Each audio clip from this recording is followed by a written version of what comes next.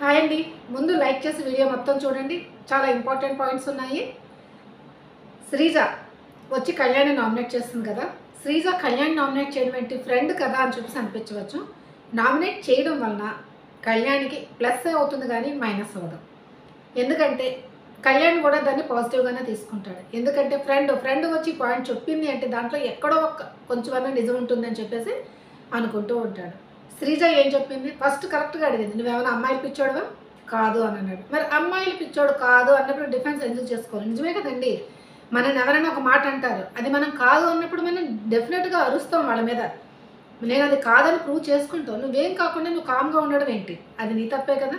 అంటే నువ్వు ఒప్పుకున్నట్టే కదా అది. యాక్చువల్లీ ఆ టైంలో కళ్యాణ్ ఏంటంటే భయపడ్డాడు. ఎందుకంటే ఆడియన్స్ నుంచి 50-50 వచ్చింది కదా.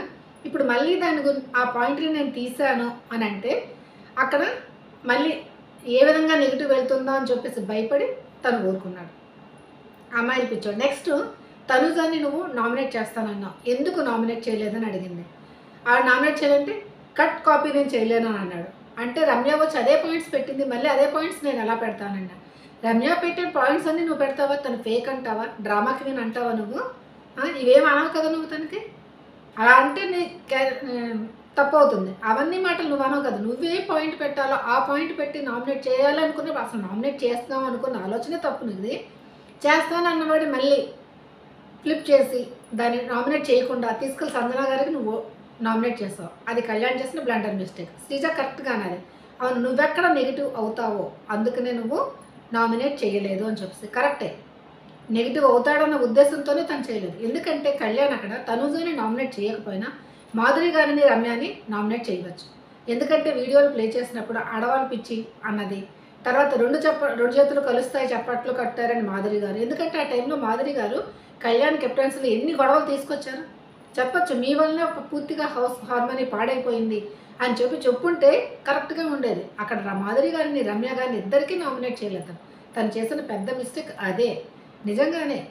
అందుకనే కళ్యాణ్ని నింబా అంటారు, ఏవో మాట్లాడుతూ ఉంటారు. ఇటువంటి అవకాశాలు తనే ఇస్తాడు అసలు.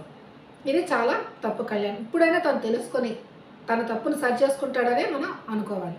నెక్స్ట్ సుమన్ శెట్టి గారు ముందు వెళ్ళే ముందు ఫ్లోరా మనకి రీతుని నామినేట్ చేసింది. అసలు ఫ్లోరా రీతుని నామినేట్ చేయడానికి ఆ టాస్క్లో ఏంటంటే స్ట్రైట్గా వెళ్లకుండా తిని అడ్డంగా వెళ్ళి తన స్ట్రాటజీ ప్లే చేసి రీతు ఆడినప్పటి నుంచి ఫ్లోరాకి రీతు మీద నెగిటివ్ ఇంప్రెషన్ వచ్చేసింది.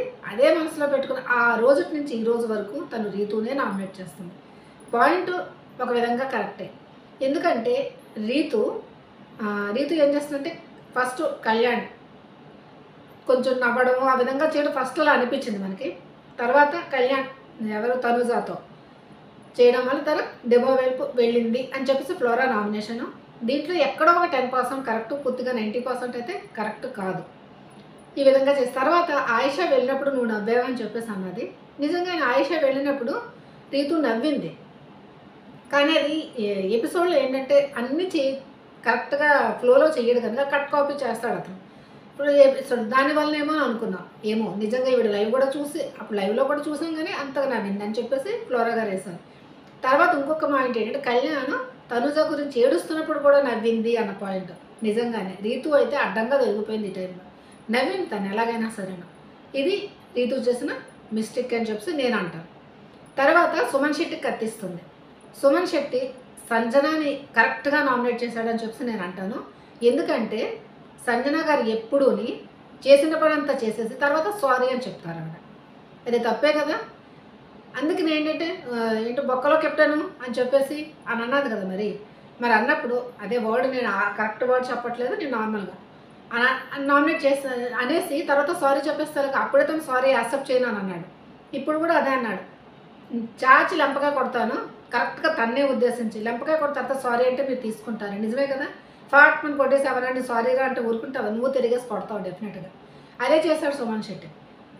లాగి లెంపగా కొడతాను, నీకు కొట్టిన తర్వాత సారీ అని చెప్పేస్తాను అయిపోతుందా అని చెప్పేస్తున్నాడు. తీసుకోం కదా. ఏమన్నా సారీ చెప్పాను కదా అని అంటే ఎలా అవుతుంది.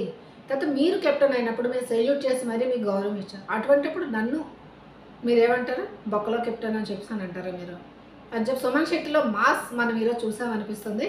అదే కంటిన్యూ అయితే బాగుంటుంది. మరి మీరేమంటారు? సుమన్ శెట్టి వేసిన నామినేషన్ కరెక్టా కాదా? శ్రీజ కళ్యాణ్కి కరెక్ట్గానే వేసింది అనుకుంటున్నాను. ఎందుకంటే శ్రీజ మెయిన్ వచ్చి టాప్ 5లో ఉండడం కాదు, తను కొడితే కప్పే కొట్టాలనుకుంటుంది. ఎందుకంటే బయట నుంచి తను చూసింది మెయిన్ టాప్లో ఉన్నవాళ్ళు ఎవరు, తనుజ అండ్ కళ్యాణ్. వీళ్ళిద్దరితో దోస్తీ కాకుండా దోస్తీగా ఉంటూ ఇటువంటి పాయింట్ చెప్తేనే, ఎందుకంటే తనుజ కళ్యాణ్ కాని ఫ్యాన్స్ అందరూ తన వైపు తిరిగి శ్రీజకి ఓట్లు అనేది వేస్తారు. శ్రీజ చూపిన పాయింట్లు తప్పు కాదు, తను చేస్తున్న స్ట్రాటజీ తప్పు కాదు.